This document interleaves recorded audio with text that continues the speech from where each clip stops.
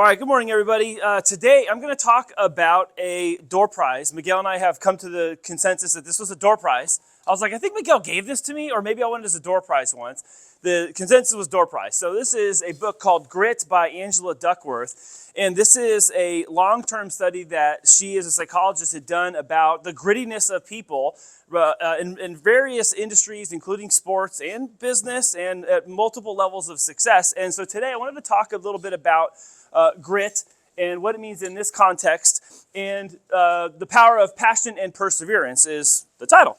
Grit, power, passion, perseverance. And what you're going to hear are a couple things that are translatable for your BNI membership, but also you can think about these things in terms of what it means for you and your business as well. So I am asking you to have a little bit of plasticity and think about how this relates to your membership here in BNI, but also in your own company. And then I'd really highly recommend this book as well. It taught me a number of really good things that are useful for what I'm scaling and developing and moving into right now in business and in life. But they're very translatable to the next generation, what you're setting up for your company and people that are going to have legacy beyond you or even in your household with your children. So the first thing is that talent times effort equals skill, but skill times effort equals achievement. And one of the main takeaways from here is that effort counts twice. And we see that in BNI. Effort does count twice when you can learn a CEU, but then you go and apply that CEU.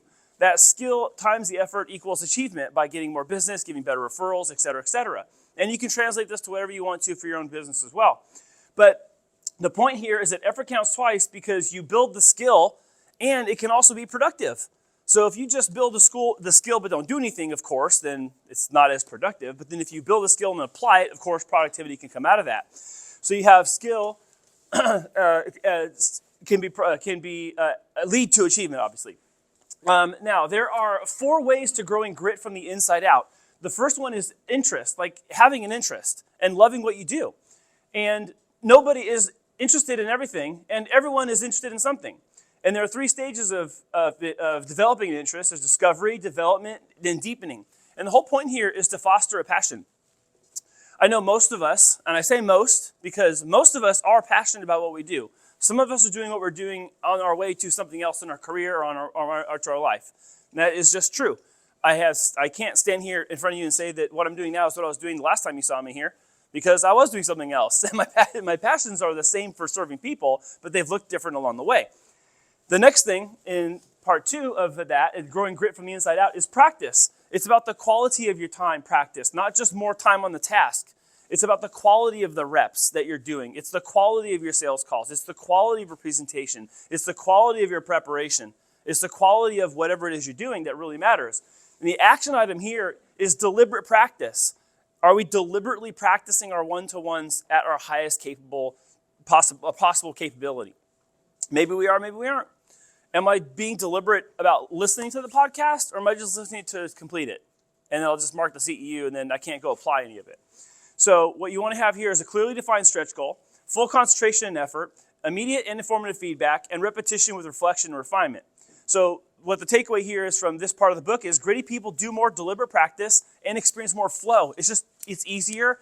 You know how you hear the term, like it just comes to him or her like second nature? This is what they're talking about. Third part, purpose. Higher purpose correlates to higher grit. If you have a job, it's a necessity. If you have a career, it might be a stepping stone only. And if you have a calling, it has relevance. And I know that if we just survey ourselves really quick, we're going to find ourselves in one of these 3 categories. And you don't have to admit which one it is, because maybe you don't want to. But it's important you know where you are on this. And then determine if what you're doing as a job can be a career or a calling. And if it's not, then you go back to what's your passion? And go from there and work your way back through this process. The takeaway here is you have to believe that your efforts will not be done in vain. How many of you, I know I can ask this room, how many of you have felt like you've done something in your career that you just had to do in vain? To get through a season, get through a time, just to make it to the next milestone or whatever. Like I've totally had to do things in vain. So it's not that this isn't relatable to me. It's that we might be in seasons where we have to do things in vain, but we shouldn't always be doing things that are in vain. Last section here is hope. It isn't suffering that leads to hopelessness. It's suffering you think you can't control. And there's 3 steps to that. Growth mindset, or at least in the grit paradigm. There's the growth mindset, optimistic self-talk, and perseverance over adversity. And the takeaway is whether you think you can or you think you can't, you're right. And you guys have all heard this quote before, I'm sure, in many business settings or life settings. But I guess taking the reins of what you hope for in BNI and what you hope for in your business is part of it. There are things that you're sitting here that you want to achieve and that you want for your life just as much as I do. And part of being here in the meeting is so we can communicate that with one another and share those aspirations, but also achieve them together. And come back to this if you all, if and when you find yourself led astray by circumstances or conditions, or I'll even say it even in seasons of laziness, or just I just don't have it in me today, or maybe this week. But come back to this, having a growth mindset, being optimistic in how we talk to ourselves and with one another, and then having perseverance over adversity during challenging times.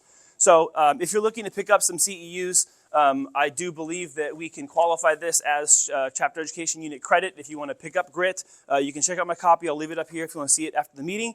But highly recommend, great read. And then I'm having another book next month I'm going to talk to you about that correlates really nicely with this one. Thanks, Mark. Back to you.